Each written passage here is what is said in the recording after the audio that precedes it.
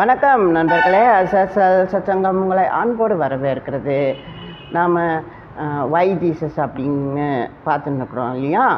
இன்றைக்கி நாம் இயேசு உயர்த்தப்பட்ட சர்ப்பம், உயர்த்தப்பட்ட வெண்கல சர்ப்பம் அப்படின்னு பார்க்குறோம். இது எங்கே நடக்குது? வனாந்திரத்தில் மக்கள் சீனாய் மலையிலே உடன்படிக்கை பெற்று ஆசரிப்பு கூடாரத்தை பெற்று இப்படியாக போய் கொண்டிருக்கிறார்கள். அப்போ இவர்கள் கொஞ்சம் தப்பு பண்ணிடுறாங்கோ. அதுக்கு ஒரு தண்டனையாக, ஒரு வாதையாக சர்ப்பங்கள் வருகிறது. அந்த சர்ப்பங்களால் அவர்கள் கடிக்கப்படுகிறார்கள். அப்போ இதுக்கு என்ன தான் தீர்வு அப்படின்னு சொல்லும்போது, மோசே இடத்துல ஆண்டவர், நீ இப்படி ஒரு வெண்கல சர்ப்பத்தை செய்து அதை ஆசரிப்பு கூடார வாசலிலே உயர்த்தி வை. அதை காண்கிறவர்கள், அதாவது யாருக்கெல்லாம் பாம்பு கடிச்சிட்டோ அவர்கள் இந்த வெண்கல சர்ப்பத்தை பார்க்கும் பொழுது அவர்களுக்கு ஒரு நிவாரணம் கிடைக்கும் அப்படின்னு சொல்கிறாங்களா? ஸோ அப்படியான ஒரு உயர்த்தப்பட்ட வெண்கல சர்ப்பத்தின் அடையாளமாக இயேசு இருக்கிறார். இயேசு ஒரு உயர்த்தப்பட்ட வெண்கல சர்ப்பம். ஸோ அப்போ நம்ம சர்ப்பம்னா நம்ம விரசத்துக்கு போயிடுவோம். ஸோ அப்போ ஆண்டவர் இப்படி ஒரு சர்ப்ப அடையாளத்தில் கூட வருவாரா? என்ன சொல்கிறது, ஒரு சர்ப்பம்னா சாத்தான் இல்லையா? ஸோ அப்படி பார்க்கலாம். சாத்தான் ஆண்டவர்கிட்ட இருக்கிறாரா? நம்மள்கிட்ட தான் இருக்கிறான் இல்லையா? இருக்கலாம், ஆனால் நம்ம பார்க்கலாம். So what is the issue அப்படின்னு நம்ம பார்க்கலாம். சரி, நம்ம பார்க்கலாம். ஸோ இப்போ பெரஷத்தில், அதாவது ஆதியிலே, உனக்கும் ஸ்திரீக்கும் உன் வித்துக்கும் அவள் வித்துக்கும் பகை உண்டாகுவே. அவர் உன் தலையை நசுக்குவார், நீ அவர் குதிகாலை நசுக்குவாய் அப்படின்னு சொல்லி ஆண்டவர் சொன்னார் இல்லையா? ஸோ அப்போ இந்த குதிகால் கிட்டேன்னா நீங்கள் பார்க்கலாம், there is a structure of human ஸ்ட்ரக்சரில் சில ஸ்பெசிஃபிக் பாயிண்ட்ஸ் இருக்குது. அதில் நீங்கள் இந்த குதிகாலை கடிச்சிங்கன்னு வச்சுக்கோங்க. ஸோ உங்களுக்குள்ளே இருக்கிற எல்லா பாயிண்ட்ஸும் அப்படியே மேலே போகணும். குதிகாலை கடிச்சிங்க, ஒரு காலை கடிங்க, பிரேக்கு நமக்குள்ளே ஒரு பிரேக் அவுட் நடக்கும். ஸோ நீங்கள் பார்க்கலாம். ஸோ அப்போ நமக்கு இதில் பயிற்சி இருக்குதுன்னு வச்சுக்கோங்களேன். நீங்கள் அந்த கபாலாங்கிற அந்த ஸ்டேட்டில் இருந்தீங்கன்னு வச்சுக்கோங்க. ஒவ்வொரு பாயிண்ட்டுக்கும் நீங்கள் ஒரு தூண்டுதல் வேணும். அப்போ உண்மையான தூண்டுதல் குதிகாலை தூண்டுனீங்கன்னு வச்சுக்கோங்க, அப்படியே உணர்வு மேலே இங்கே தெரிச்சிடும். ஸோ அந்தளவுக்கு ஒரு பாயிண்ட் குதிகால். ஸோ அப்போ நீங்கள் பார்க்கலாம், அந்த குதிகாலை கடிக்கிறது அப்படிங்கிற விஷயத்தை பார்த்தீங்கன்னா, அவர் உன் குதிகாலை நசுக்குவார் அப்படின்னு சொல்லும்போது, அதாவது அவர் உன் தலையை நசுக்குவார், நீ அவர் குதிகாலை நசுக்குவாய். அப்போ பாருங்கோ, ஒரு டாஸ்க் இருக்குது சர்ப்பத்துக்கு. அது என்னன்னு கேட்டிங்கன்னா, குதிகாலை நசுக்குவது அப்படின்னு. ஸோ அப்போ இது பிசாசுக்கான டாஸ்காக இல்லை, கண்டிப்பாக இல்லை. ஸோ நீட் ஏன் இந்த ஒரு பைட் நடக்குது? இந்த பைட் ஏன் நடக்குதுன்னா, நீங்கள் இந்த உடம்பை விட்டு வெளியில் போயிடணும் அப்படிங்கிறதுக்காக அவன் உங்களை கடிக்கிறான், குதிகாலை கடிக்கிறான். ஸோ எனக்கு இந்த ஒரு எக்ஸ்பீரியன்ஸ் என்கிட்ட இருந்தது. நான் சிஸ்டர்கிட்ட போய் கேட்டேன், இந்தமாரி என்னை குதிகாலை கடிக்குது அப்படின்னு நான் சொன்னேன். ஸோ நீங்கள் ஏன் அந்த இடத்துக்கு கூட அவனுக்கு விட்டு கொடுக்குறீங்கோ அப்படின்னு அவங்க என்கிட்ட கேட்டாங்கோ. ஸோ இது பற்றி எனக்கு தெரியாது, ஆனால் என்னை கடித்தது இயேசு பாம்புன்னு நான் சொன்னேன். நான் உயர்த்தப்பட்ட வெண்கல சர்ப்பத்தை பார்க்குறேன். ஸோ அதனால் எனக்கு உண்மையிலே இதில் கஷ்டம் இருக்குது. ஆமாம், உங்களை கடித்தது பாம்பு அப்படிங்கிறதுல சந்தேகம் இல்லை, சாத்தாங்கிறதுல சந்தேகம் இல்லை. ஆனால் நான் உயர்த்தப்பட்ட வெண்கல சர்ப்பத்தை பார்க்குறேன். ஸோ அதனால் எனக்கு ஜீவன் தங்குகிறது. ஸோ எனக்குள்ளே இது இல்லை, கஷ்டம் இல்லை, நான் பிரேக் அவுட் ஆகிட மாட்டேன் அப்படிங்கிறத நான் ப்ராக்டிஸ் பண்ணுறேன், எக்ஸசைஸ் பண்ணுறேன். ஸோ பண்ணுறேன்னா, ஸோ இப்போவும் கூட எனக்கு அந்த சில நேரங்களில் அந்த பைட் இருக்கும். ஸோ ஆனால் நீங்கள் பாருங்க, நான் அது இயேசு பாம்பு சர்ப்பத்தை நசுக்கணும்னா நீங்கள் கடி வாங்கணுமோன்னு நீங்கள் பாருங்க. நீங்கள் அவர் தலையை நசுக்கணும்னா, ஒரு சர்ப்பத்தின் தலையை நசுக்கணும்னா காலால் தானே நசுக்கிறீங்க. குதிகாலில் கடி வாங்கினா என்ன சொல்லுங்க. ஸோ வாங்கி தானே ஆகணும். ஆனால் இது வந்து உங்களை நீங்கள் வந்து ஆண்டவரின் கரத்தின் இருக்கிறீர்கள். ஆண்டவர் உங்களை தொட்டு வைத்திருக்கிறார், உங்கள் மீது கரம் வைத்திருக்கிறார். ஸோ அதனால் நீங்கள் கடிப்பட்டாலும் விஷம் ஏறாது அப்படின்னு நம்ம சமாதானம் அடைச்சிக்க வேண்டியது தான். ஸோ ஆனால் இருக்குது, கஷ்ட நஷ்டம் இருக்குது. ஸோ அப்போ நம்ம பார்க்குறோம் இது எங்கே நடக்குது. It's happening on to the holy ground. நீங்கள் பார்க்குறேன். நான் ஆமோஸ் புஸ்தகம் சொல்கிறேன். ஆண்டவரை பலிபீடத்தின் மேல் இருக்க கண்டேன். அவர் நீ வாசல் நிலைகளை அசையும்படி போதிகையை அடித்து அவைகளை அவர்கள் எல்லோர் தலையின் மேலும் விட உடைத்து போடு. அவர்களுக்கு பின்னாக வரும் மீதியானவர்களை நான் பட்டயத்தினால் கொள்ளுவேன். அவர்கள் ஓடுகிறவன் ஒருவனும் தப்புவதில்லை, தப்புகிற ஒருவனும் ரட்சிக்கப்படுவதில்லை. ஸோ அப்புறம் பாதாளம் வனாந்திரம்லாம் போனான்னா நான் வருவேன் அப்படின்னு ஆண்டவர் சொல்லிட்டு இருக்கார். இப்போ நியாயம் தீர்க்க தேவன் வந்து விட்டார். எங்கே வருகிறார்? ஒரு பலிபீடத்துக்கு வர்றார். எந்த பலிபீடத்துக்கு? சமாரியாவில் இருக்கிற பெத்தேலில் இருக்கிற ஒரு அந்நிய தேவதையின் பலிபீடத்தில் வராரா? அவங்க அந்நிய தேவதையோ இல்லை அவர்கள் பாரம்பரியத்துக்காக ஒரு தேவதையோ, ஸோ ஏதோ ஒன்று. ஸோ பார்க்கலாம். பெத்தேல் வந்து எருசலேமுக்கு ரொம்ப பக்கத்தில் இருக்குது. ஆனால் வந்து ஒரு போட்டியாக இருக்குது பாருங்கள். எருசலேம் ஆலயத்துக்கும் பெத்தேல் ஆலயத்துக்கும் ஒரு போட்டி. பெத்தேலில் அவங்க என்ன சொல்கிறாங்கோ, இதுதான் யாக்கோபு தேவனுடைய வீடுன்னு சொன்னான். ஸோ நம்ம பிதாவான யாக்கோபின் அடையாளத்தை நம்ம பெற்றுக்கிறோம். ஸோ இப்போ வந்து எருசலேமில் என்ன இருக்குது? தாவீது ராஜா கட்டினது. ஸோ அவங்க வந்து எல்லா அடையாளங்களையும் மறிப்பாங்க. அது வந்து எர்னாவின் களம், வாதை நின்ற இடம். தாவீது ஒரு ஆட்டு மந்தையிலேருந்து எடுக்கப்பட்டான்.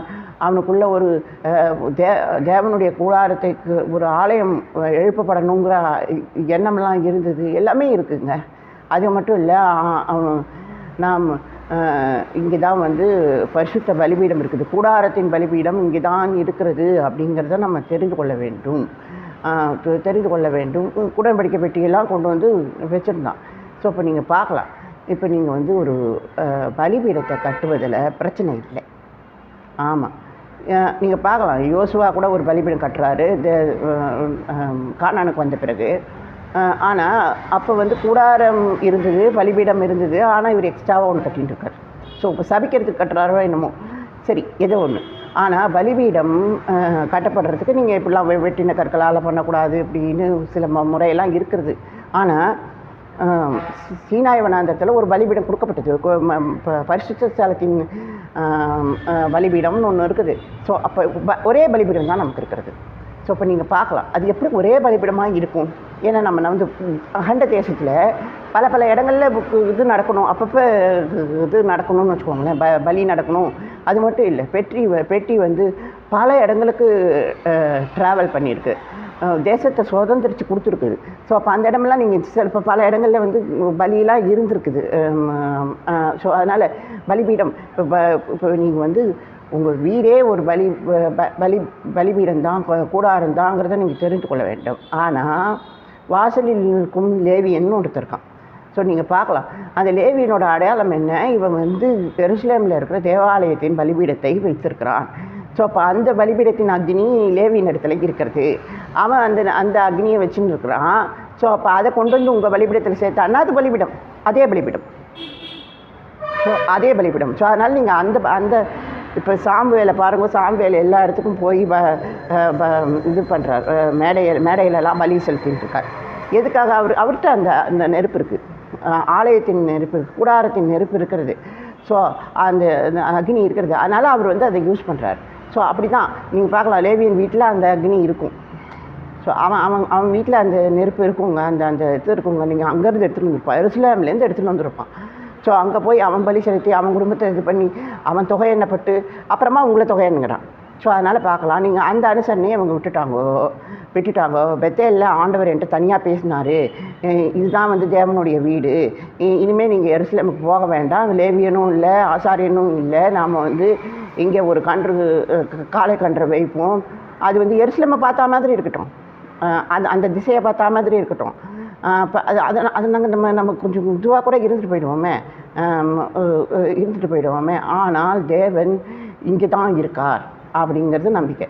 ஸோ என்ன நம்பிக்கையே இல்லைன்னா கூட இருந்துட்டு போட்டுமே, அது விஷயம் இல்லை. ஆனால் இவர்கள் தனிப்பட்ட விதத்தில் ஒரு இது வச்சுருக்காங்க, அறிவான மக்களாக இருக்கிறாங்க. ஒரு என்ன சொல்கிறது, ஒரு அணையாத அக்னி தங்கள் இடத்துல இருப்பதாக ஒரு பொய்வை கொண்டிருக்கிறார்கள். நீங்கள் பார்க்கலாம், அந்த அக்னியே கூட வருஷம் பாவ நிவாரண நாள் வருங்க. ஸோ அந்த பாவ நிவாரண நாளுக்கு அக்னி மாற்றப்படும். நீங்கள் அதை பார்க்கலாம். ஆனால் அதை பற்றி அவங்களுக்கு கவலை இல்லை. ஆமாம், எங்கள்கிட்ட அணையாத அக்னி இருக்குதுன்னு நினைக்கிறேன். ஒரு பொய்மை, ஒரு இது ஏதோ ஒரு பலிபீடம் அந்த ஆலயத்தில் இருந்தது. அந்த பெத்தேல் இதில் இருந்தது. இப்போ விக்கிரக கோட்டை ஒடிஞ்சு போகணும், என்ன பண்ணுறது? ஆண்டவர் பலிபீடத்துக்கு வந்தார். எந்த பலிபீடத்துக்கு வந்தார்? நம்ம ஆமோஸ் புஸ்தகத்தை பார்க்குறோம். இது சமாரியாவுக்கு சொல்லப்பட்ட செய்தி. அது விக்கிரக கோட்டை அப்படி தானே நம்ம பார்க்கணும். ஆனால் அவர் பலிபீடம்னு எப்போ சொல்ல ஆரம்பிச்சிட்டாரோ அப்போ எருசலேமுக்கு வந்துட்டார். அப்போ நீங்கள் பார்க்கலாம், அவர் ஆரம்பத்திலே அவர் என்ன டைட்டில் பண்ணிக்கிறார், நான் தீர்க்கதரிசினும் இல்லை, தீர்க்கதரிசி புத்தனனும் இல்லை. ஸோ அர்த்தம் என்னன்னு கேளுப்போம். ஒரு தீர்க்கதரிசினா புஸ்தகத்தை மனசில் வச்சுருப்பான், புஸ்தகத்தை மெமரைஸ் பண்ணியிருப்பான், புஸ்தகத்தின் வார்த்தைகளை சொல்லி ஜெபம் பண்ணுவான். அவன் தீர்க்கதரிசி. நீங்கள் அது பார்க்கலாம். ஸோ நீங்கள் பார்க்கலாம், நம்ம தீர்க்கதரிசினா என்ன நினச்சிக்கிறோம், அவன் எதிர்காலத்தை சொல்லுவான். இல்லை, அதை பற்றி தெரியாது. எதிர்காலமெல்லாம் இந்த புஸ்தகத்தில் இருக்குது. எங்கேப்பா அந்த புஸ்தகம்? இந்த புஸ்தகத்தில் இருக்குது.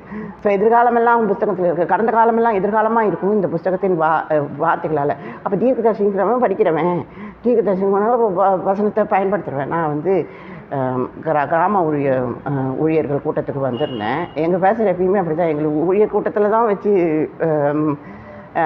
அடிமையை யோசிக்கிறேன். நான் சொல்கிறது, நான் I'm not an ordained pastor. I'm just a brotherhoodல இருக்கிற ஒரு சாதாரண பிரதர் தான் நான். பட் பேஸ்டர்ஸ் மீட்டிங்கில் ஃபஸ்ட்டு நீங்கள் தான்ப்பா ஜெபம் பண்ணணும். சரி, நான் ஜெபம் பண்ணுறேன், சந்தோஷம், அது இல்லை. ஆனால் நமக்கு இந்த இது தெரியாது. நம்ம பேஸ்டர் ஆர்டைன் ஆகலை. ஆனால் த இஷ்யூ இஸ், என்னை பேஸ்டர் கூப்பிட்ருக்காரு. ஸோ அப்போ ordination, he's an ordained pastor and he's a very senior pastor, and we are in a Church of Glory Medu. எங்களோட சீனியர் பாஸ்டர் திரு மாண்புமிகு பாஸ்டர் நாராயண பிள்ளை காந்தி அவர்கள். ஸோ அப்புறம் அவர் சொல்கிறாரு போது, அப்புறம் நம்ம ஆர்டினேஷன்லாம் பற்றி யோசிக்கக்கூடாது, எதை பற்றியும் யோசிக்கக்கூடாது. நான் பாஸ்டர்ஸ் மீட்டிங்க்கு போயாச்சா. ஸோ ஒரு ஜெபம் பண்ண சொன்னாங்க. ஆரம்பத்தில் ஜெபம் பண்ணுறோம். எனக்கு வசனத்தை சொல்லி ஜெபம் பண்ணுறதுல பயிற்சி இருக்குது. ஆனால் நான் ஜெபம் பண்ணும்போது எனக்கு ரொம்ப வித்தியாசமாக இருந்தது. நான் என்ன ஜெபம் பண்ணேன், ஏசாயா புஸ்தகத்துலேருந்து ஏதோ ஜெபம் பண்ணேன். நான் அந்த வசனத்தை எழுதவே இல்லை. இன்றைக்கி ஸ்கிரிப்ட், இன்றைக்கி அது இல்லை. சரி, அது எனக்கே ஸ்கிரிப்ட் இல்லை, நானே யோசிக்கலை. ஸோ நேசிக்கப்படாதவள் நிறைய பிள்ளைகளுக்கு தாயானால் அப்படிங்கிற மாதிரி வரும் அந்த வசனம். ஸோ அதில் நீங்கள் என்ன பார்க்கலான்னா, அவள் நேசிக்கப்படாதவள், அத்தை என்னன்னு கேளுங்கோ, அவள்கிட்ட ஆண்டவரே இல்லை. ஆனால் பாருங்கோ, அவளுக்கு நிறையா பிள்ளைகள். ஸோ அப்போ பாருங்கோ, இதில் என்ன அந்த வார்த்தையை நம்ம பயன்படுத்தும்படியான ஒரு வார்த்தையா? இல்லை. அதுவும் கிராம ஊழியர் கூட்டத்தில். ஏன்னு கேளுங்கோ, நமக்குள்ளே எருசலேம் இருக்கா? நாம் அங்கேருந்து நெருப்பு எடுத்துன்னு வந்தோமா? அங்கேருந்து அக்னியை எடுத்துன்னு வந்தோமா? நமக்குன்னு ஒரு ஆரம்ப இது இருக்குது, அக்னி இருக்குதா? நமக்குள்ளே ஒரு பாவ நிவாரண நாளின் அக்னி இருக்குதா? பாவ நிவாரண நாள் இருக்குதா? ஒரு கேதர் இருக்குதா? ஒரு இது இருக்குதா? ஒரு அந்த மாதிரியான ஒரு மனிதனா நம்ம அது தெரிஞ்சுக்கணும். சரி, இப்போ நீங்கள் ஏன் அவ்வளோ டீப்பாக போகிறீங்க? நம்ம வேலை இயேசு உயர்த்தப்பட்ட வெங்கல சர்ப்பம், அவ்வளோதானே. நீங்கள் ஏன் இதெல்லாம் யோசிச்சுட்டு இருக்கலாம். Because it's not even my issue இருக்கலாங்க. நான் என்னால் எனக்கு இப்போ ஆமோஸோட ஒரு தைரியம் நமக்கு வந்துடுறதோன்னும். சரி, நீங்கள் பார்க்கலாம், ஆண்டவரே இல்லைன்னா கூட நான் பேசுவேன் அப்படின்னு ஆமோஸ் இது சொல்கிறார். ஸோ வார்த்தையே இல்லைன்னா கூட நான் பேசுவேங்கிற மாதிரி சொல்கிறார். பரவாயில்ல, நம்மள்ட்ட ஏதோ ஒரு புஸ்தகத்தின் துணை இருக்கிறது. நானும் புஸ்தகம் கூட அதிகமாக நான் படிக்கலை. பிகாஸ் ஐம் ஜஸ்ட் ரிவைசிங் சில நான் இன்னும் ஆதி ஆகமத்திலே தான் இருக்கேன். நான் தீர்க்கதரிசன பகுதியெல்லாம் நான் தொடவே இல்லை. அப்படியே தொட்டால் கூட நான் கதையோடு தான் தொடுவேன். மேபி ஃபுல்லாக இருக்காது. ஆனால் உதவி கேளுங்கோ, இந்த வசனத்தை சொல்லும்பொழுது இதை படிக்கும்பொழுது நாங்கள் எங்களை வந்து இதுவாக்கிடாதீங்கோ, வேசி பிள்ளைகளாக்கிடாதீங்கோ, ஆண்டவரின் உடன்படிக்கை பிள்ளைகளாக வைங்கோ அப்படின்னு நான் ஜெபம் பண்ணேன்னா. ஸோ அப்போ நீங்கள் பாருங்கோ, ஆண்டவர் நமக்கு ஒரு அடையாளத்தை கொடுத்து பாத்தியா அவள்கிட்ட நிறையா பிள்ளைகள் இருப்பாங்க, அவள் வந்து இதுவாகிட்டா பாரு அப்படின்னு நமக்குள்ளே ஒரு ஆசையை உண்டு பண்ணி நம்மளை கொண்டு வந்து சேர்க்குறார்கள் அப்படின்னு நம்ம பார்க்கலாம். ஸோ அப்போ பாருங்கோ, உன் வித்துக்கும் அவள் வித்துக்கும் அப்படின்னு சொல்லும்போதோ, இது உன் வித்து அப்படின்னு சொல்லும்போது இங்கே வந்து என்ன இருக்குது? வித்து தரக்கூடிய இது இருக்குது, நன்மை தீமை விஷயம் இருக்கிறது. அவள் வித்துங்கிறது என்னது இருக்குது? சரி, ஏன் இது அவள் வித்துன்னு கேட்டிங்கன்னா, இவ போய் அந்த கனியை சாப்பிட்ட உடனே இவள் டிஎன்ஏ பிளான்ட்டுக்கு போயிடுது, ட்ரீக்கு போயிடுது. இன்றைக்கி எல்லாமே அப்படி தான். நான் வந்து ஒரு குக்கரி ஷோ பார்த்தேன். அதில் வந்து ஃபேமஸ் பேர் வெங்கடேஷ் பத்தா சம்திங். அவர் வந்து சமைக்கும் போதெல்லாம் இவனை வெட்டுருவோம், இவனை குத்துவோம், இவனை இதில் போட்டு பரட்டுவோம். அது சாப்பிட்ற என்னமோ நரமாம்சம் சாப்பிட்ற மாதிரி இருக்குது. பரவாயில்ல, ஏதோ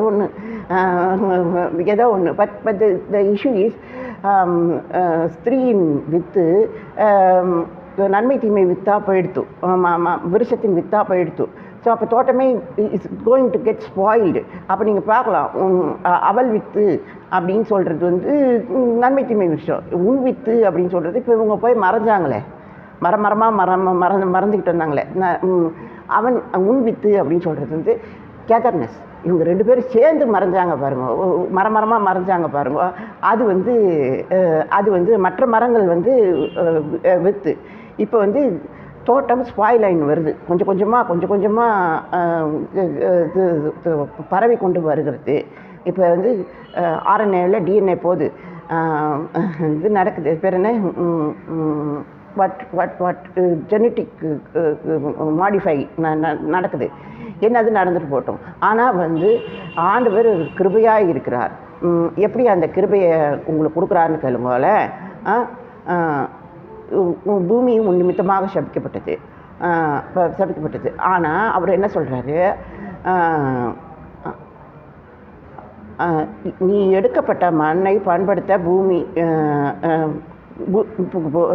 மண்ணை பண்படுத்த ஏதேன் தோட்டத்திலிருந்து ஆண்டவர் இதுக்கு அனுப்பினார், பூமிக்கு அனுப்பினார்.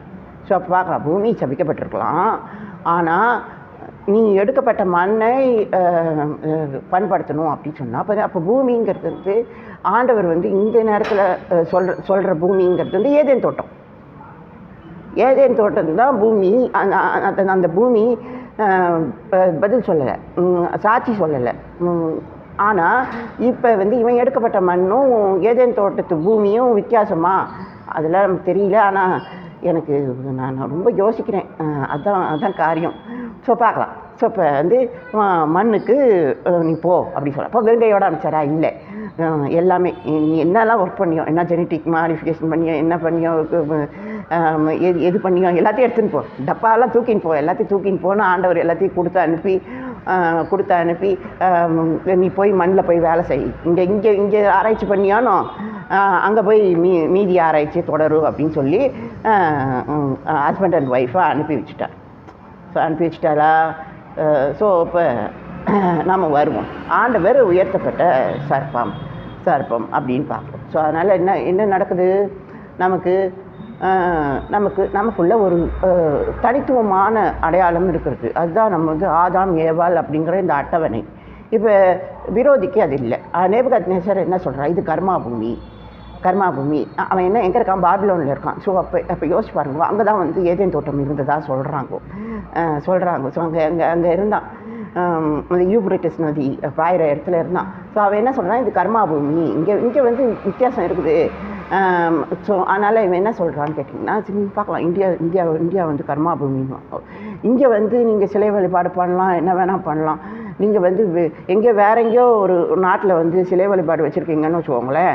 இங்கே இருக்கிறவன் யோசிக்கிறான், இங்கே இருக்கிற அதே விக்கிரகத்தை நீ அங்கே வச்சுருக்க, அப்படியே ரெப்ளிகாவாக வச்சுருக்க. ஆனால் எதோ இருந்தாலும் இது இது இது இது எங்கே நம்ம இடம்ப்பா, இங்கே இருக்கலாம்ப்பா. அங்கே போய் அதை போய் உடச்சிட்டே வருவான். அது போய் உடச்சிட்டே வருவான். ஏன்னா அதுதான் நேபுகாத்நேச்சாரும் செஞ்சான். ஸோ போய் இப்போ ரிலீஜன் ஸ்ப்ரெட்டிங். இங்கே ஏதேன் தோட்டத்தை போல் உங்களுக்கு ஆசை வந்துட்டு நீங்கள் அதெல்லாம் அங்கே போய் இஸ்ரேலில் போய் விற்கிறங்கலாம் வைக்கிறீங்க. எதுக்கு நீங்கள் வைக்கிறீங்க? எல்லாத்தையும் உடைங்க. நீ என் விக்கிரகத்தையும் நீ தேவாலயத்தையும் உடங்கிற மாதிரி அவன் அத்துமீறி வந்தானா சந்தோஷம். அது மாதிரி நடந்தது. அப்புறம் ஒரு தூதன் எல்லாரையும் எசேக்கியா ராஜா விஷயத்தில் அழித்து போட்டான் அப்படின்னு சொல்லி பார்க்குறோம். அப்புறம் எரேமியா காலத்துலேயும் வந்தான். அப்பையும் நீங்கள் பார்க்கலாம், நீங்கள் இருந்த இடமே தெரியாமல் எல்லாத்தையும் எடுத்துன்னு போயிட்டான். But what ever it is. So இப்போ ஆண்டவர் ஒரு முத்திரையை உடைக்கிறாருன்னா அவர் அதை எக்ஸ்பேண்ட் பண்ணுறாருன்னு அர்த்தம். ஸோ ஏன்னா அவர் பேர் அதில் எழுதியிருக்கு. இந்த டைட்டில் டீட் இருக்குது. இது யார் உடைக்கலான்னு எழுதியிருக்கு. ஸோ பாருங்கள், தாவீது கோத்திரத்து வேறும் யூதா கோத்திரத்து சிங்கமும் அப்படி நீங்கள் பார்க்கலாம். என்ன தான் இவர் யூதா கோத்திரத்து சிங்கமும் தாவீது வேறுமா இருந்தாலும் எழுதுனது யார்? நீங்கள் அதை பார்க்கணும்.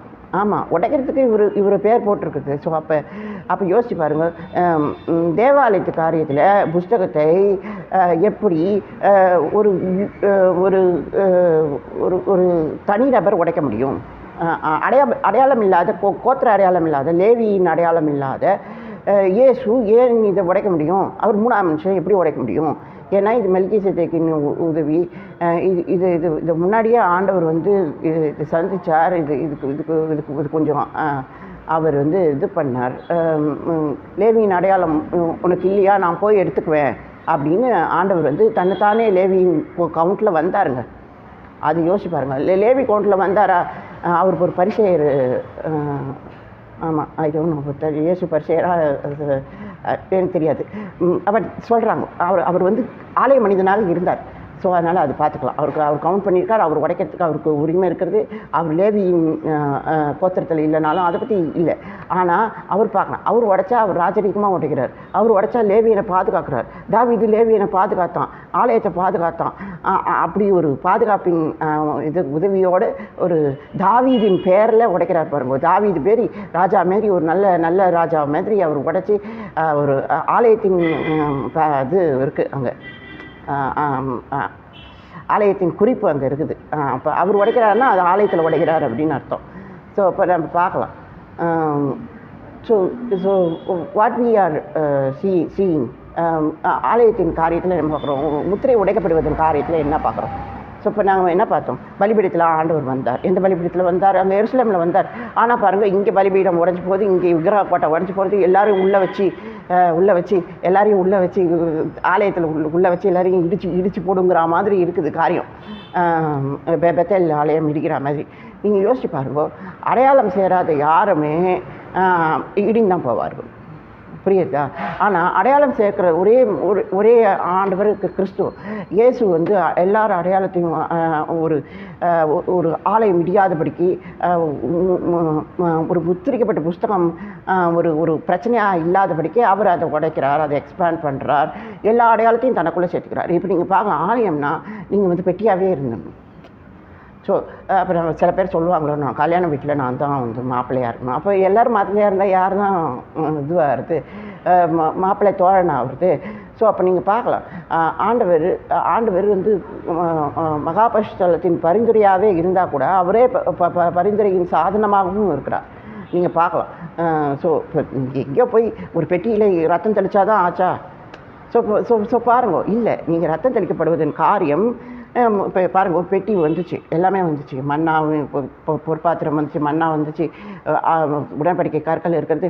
ஆனால் ஏதோ ஒரு சோதனை வருது, அங்கே ஆரோனின் தளிர்த்த கோல் வருகிறது, அது பெட்டிக்குள்ளே வைக்கிற மாதிரி வருது. அப்போ நீங்கள் தெளிக்கப்படும் பொழுது உள்ள ஒரு அடையாளத்தை நீங்கள் சேர்ப்பீங்க. உங்கள் அடையாளம் பெட்டியில் சேர்க்கப்படும் அளவுக்கு ஒரு நல்ல அடையாளமாக இருக்குதா? நீங்கள் நல்ல மனிதனாக இருக்கிறீங்களோ, நீங்கள் மகாபரிசுத்தலத்துக்குள்ளே சேர்க்கப்படுவீர்களா அப்படிங்கிறது முக்கியம். நம்ம அடையாளமெல்லாம் இங்கே இடிஞ்சு போகிறப்ப சமாரிய ஆலயம் மாரி இருக்குது.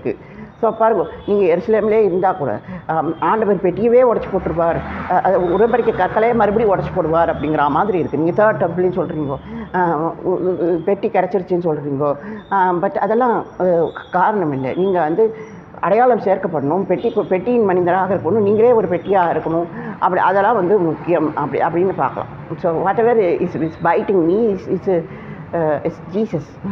ஆமாம், ஆண்டவருக்கு நமக்குள்ளே இருக்கிறார், நமக்குள்ளே ஆண்டவரின் ஆவி இருக்கிறது. ஸோ அதனால் இஸ் சஸ்டைனிங் அஸ். அவர் அதிபதித்துவத்தில் நம்மளை சஸ்டைனிங் பண்ணுறார், நம்மளை பாதுகாத்து காப்பாற்றுகிறார் அப்படிங்கிறத நீங்கள் பார்க்கணும். ஸோ அப்போ நீங்கள் பார்க்கணும். அப்போ ஒரு கிங்ஸ்மேன் ரெடிமேர் அப்படின்னு சொன்னால் அவரோட பேர் அதில் எழுதியிருக்கு அப்படின்னு சொன்னால், அப்போ நீங்கள் பார்க்கலாம் யாரோட பேர் எழுதியிருக்குது, போவாஸ் பேரா ரூத் பேரா, நீங்கள் பார்க்கலாம் யார் அது சொந்தமாக்க முடியும், கல்யாணம் தான். ஸோ பார்க்கலாம், இவர்கள் இருவரும் இணைந்தால்தான், அதுவும் ஒரு யூதன் இவளை கல்யாணம் பண்ணாதான் நவோமிக்கு மருமகனாக ஆக முடியும் அப்படிங்கிறத நம்ம பார்க்குறோம். ஸோ அப்போ பார்க்கலாம், ஒரு மேரேஜ் தான் நமக்கு காரணமோ தவிர கிங்ஸ்மேன் ரெடிமேருங்கிறது வந்து கூடாரம் தான் அப்படிங்கிறத நம்ம பார்த்துக்கிறோம். கூடாரம், அந்த செட்டப்பு, அந்த ஆச்சாரியத்துவம் அப்படி பார்க்குறோம். மகிமையெல்லாம் கூடாரத்துக்கு தான் போகிறது, நமக்கு இல்லை. நம்ம அடையாளங்களை சேர்க்கலாம், நமக்குள்ளே நம்ம பெட்டியாகவே இருக்கலாம், நமக்குள்ளே எல்லாமே கிடைக்கலாம். ஆனால் ஆண்டவர் உடைத்ததை ஆண்டவரே சரி செய்வார். இல்லைன்னா உலகம் செஞ்சுட்டு போகுது. ஸோ அதனால் நீங்கள் முந்திக்கோங்கோ, அடையாளமாக இருங்கோ, நீங்கள் பயன்படுகிறீர்கள், நீங்கள் போகிறீர்கள், எதையும் பயன்படுத்துகிறீங்களோ அப்படிங்கும்போது சந்தோஷமாக இருக்கணும். பட் ஐ வாஸ் ட்ரிபிள்டுன்னு அந்த ப்ரேயர் எனக்கு ரொம்ப ட்ரிபிள்டாக இருந்தது. என்னால் என்ன சொல்கிறது, என்னால் இது சஸ்டைன் பண்ண முடியல. பிகாஸ் பர்சனலாக எனக்குள்ளே கொஞ்சம் இது இருந்தது, இஷ்யூ இருந்தது. பிகாஸ் நான் வந்து யதார்த்த வார்த்தைகளே பேசி பழகினேன். புத்தகத்தின் வார்த்தையை பேசினா கூட அது கொஞ்சம் யதார்த்தம் இல்லாத பகுதியாக இருந்தது. பாருங்கள், நேசிக்கப்படாதவள்னு சொல்லும் போது என்னால் தாங்கிக்க முடியல, என்னால் ப்ரேயரே பண்ண முடியல. பட் ஆண்டவர் எனக்குள்ளே வச்சு அது ப்ரேயர் பண்ணார் அப்படின்னு சொல்லும்போது, ஸோ நமக்குள்ளே ஒரு மகாநாளின் காரியம் வரணும், நமக்குள்ளே பரம அக்னி வரணும், நமக்குள்ளே அந்த அக்னி அணையாத அக்னியாக, உதவுங்கிற அக்னியாக ஒரு கிங்ஸ்மேன் ரெடிமேர் நமக்குள்ளே இருக்கணுங்கிறத நான் வந்து ஆசிக்கிறேன். ஸோ அப்போ பாருங்க, ஒரு திருமணம், ஒரு நல்ல உறவு, உங்களுக்குள்ள ஒரு ரெடீம், ஒரு ஒரு ஒரு ஒரு சாட்சி உள்ள வாழ்வு உங்களுக்கு அப்படியே கொடுக்கும். அது சத்சங்கம். நன்றி நண்பர்களே.